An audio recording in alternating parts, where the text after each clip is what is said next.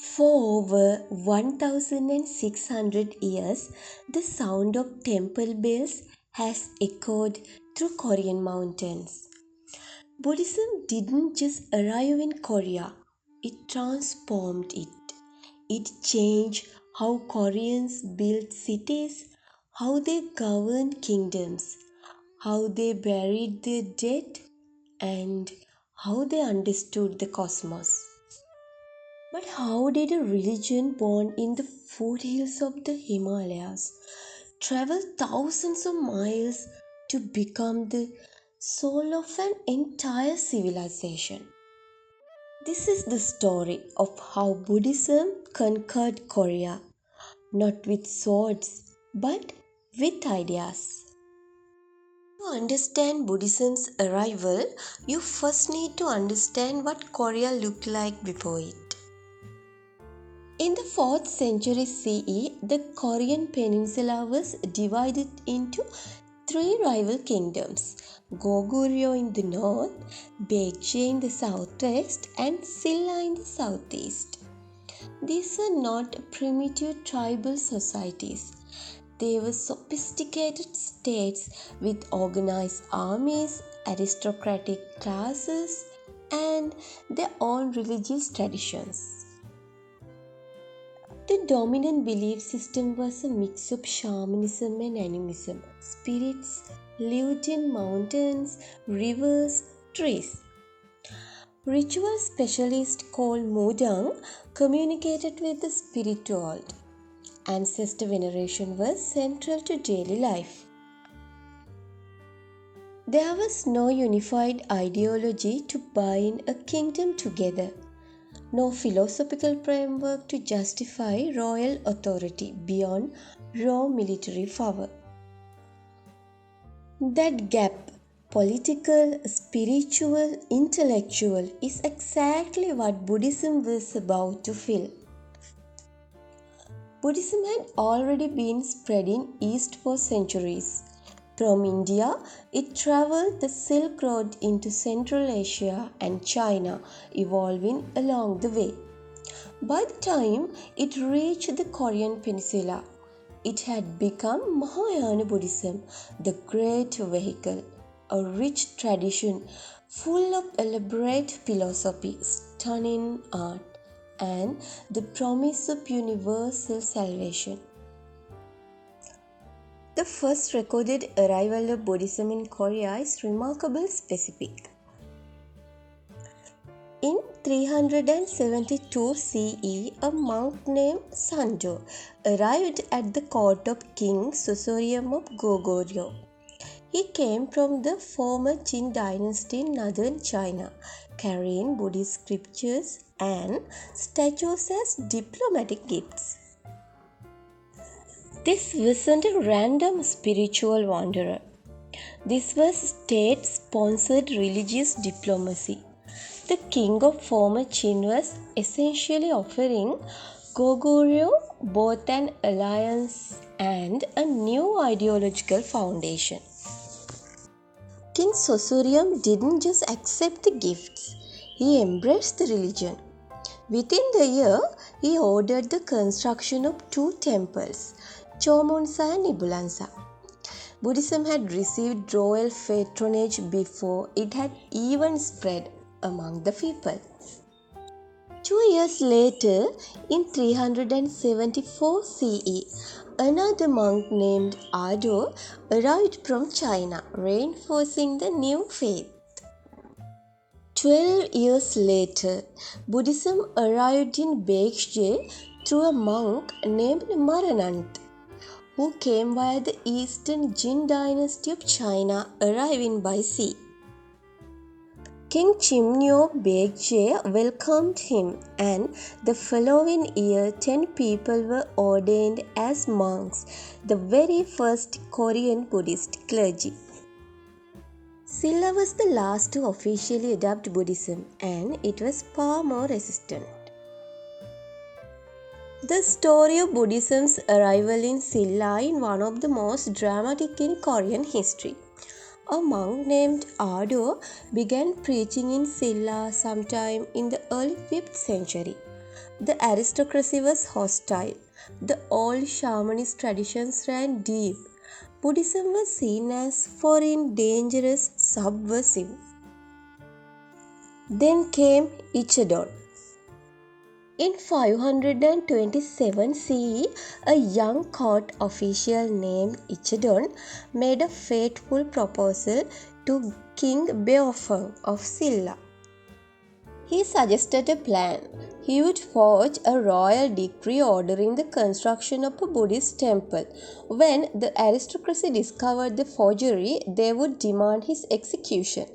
And at his death, Ichiden promised a miracle would occur that would silence all opposition forever. The king was skeptical, but Ichiden was certain. The plan unfolded exactly as predicted. Ichiden was condemned to death.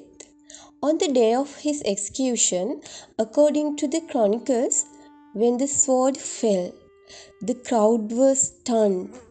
Flowers fell from a clear sky. The earth shook. Whether you believe the miracle or not, the political miracle was undeniable. The Silla aristocracy, shaken, withdrew their opposition. King Beofeng officially adopted Buddhism as the state religion of Silla in 528 CE. Ichedon became Korea's first Buddhist martyr, and his sacrifice is still commemorated today. Once Buddhism had royal backing, it didn't just spread, it fused with the state. This was Hogak Balgyo, Buddhism that protects the nation. The idea was powerful. If the king supported Buddhism, the Buddha would protect the kingdom. Monks prayed for military victory. Temples were built near borders as spiritual fortresses. Kings began to model themselves as bodhisattvas, enlightened beings devoted to the liberation of all people. This gave the monarchy a divine, philosophical authority it had never had before.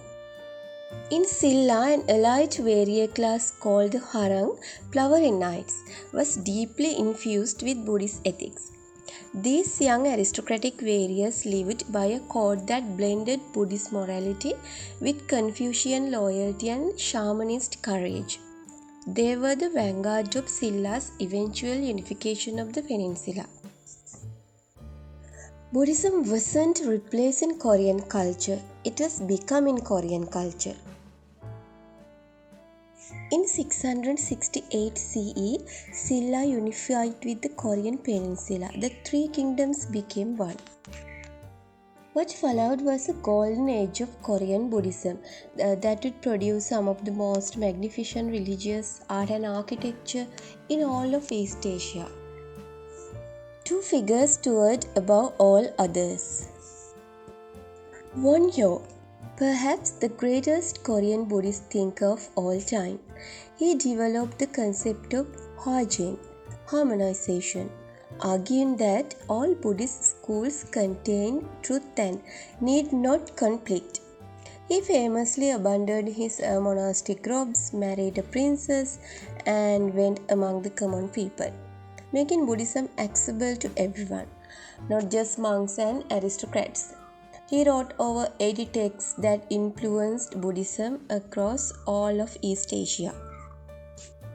Uisang studied in Tang, China, and returned to found the Hwaeum school of Korean Buddhism, building mountain monasteries that became centers of learning and pilgrimage.